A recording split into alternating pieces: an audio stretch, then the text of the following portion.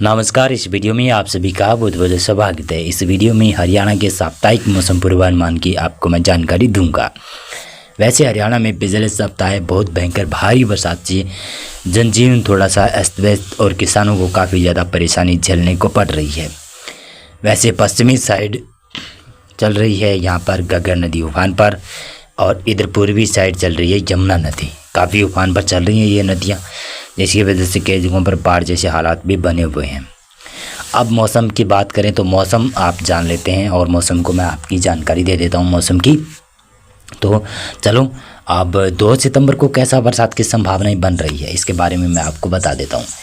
2 सितंबर को ऐसा लग रहा है कि बरसात तो है, पंचकुला, अम्बाला, यमुनानगर, कुरुक्षेत्र, करनाल, कैथल इन इलाकों में भारी मूसलाधार 2 सितंबर के दौरान बरसात तो है।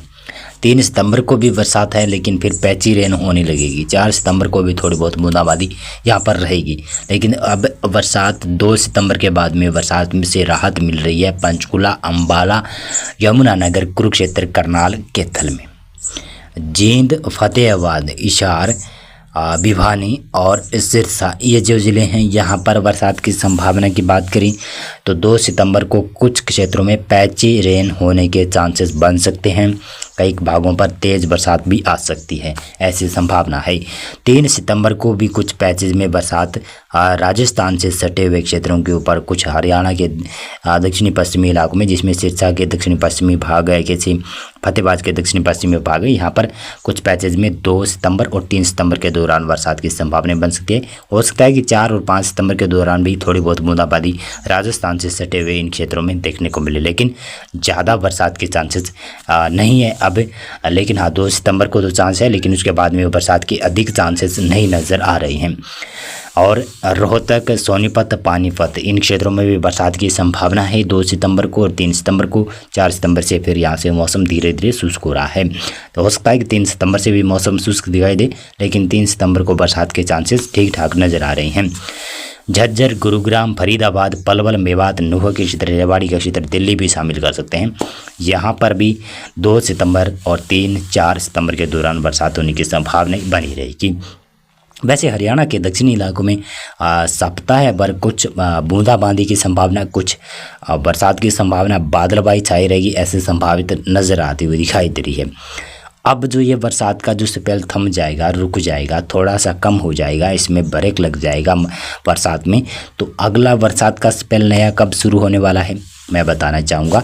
ये साप्ताहिक मौसम पूर्वानुमान के अंतिम दिनों में बरसात की संभावनाएं बढ़ सकती है। ऐसा लग रहा है कि 7-8 सितंबर के दौरान बरसात के चांसेस कई भागों पर बढ़ेंगे, ऐसा लग रहा है, क्योंकि कई जगहों पर ऐसा कई वेदर मॉडल फोरकास्ट भी कर रहे हैं कि हरियाणा में दोबारा से बरसात 7, 8, 9, 10, 11 सितंबर के आसपास दोबारा से एंटर करेगी और दोबारा से भारी मूसलाधार बरसात की संभावना बनेगी, जो कि किसानों को और ज़्यादा नुकसान झेलना पड़ सकता है।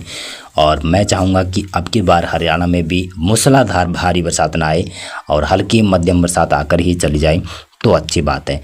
मूसलाधार भारी बरसात होगी अगर आगे भी आने वाले दिनों में भी 7, 8, 10, 11 सितंबर के दौरान जो संभावित है, अगर वो भी भारी मूसलाधार अति भारी बरसात हरियाणा में होगी तो हरियाणा के किसानों को काफ़ी ज़्यादा नुकसान झेलने को पड़ सकता है। वैसे पंजाब के किसान तो नुकसान झेल ही रहे हैं, लगभग पूरा का पूरा पंजाब का एरिया बाढ़ में डूबा हुआ है। वहाँ के तो लगभग फसलें कई चौपट भी हो गई है, बहुत सी चौपट हो गई है।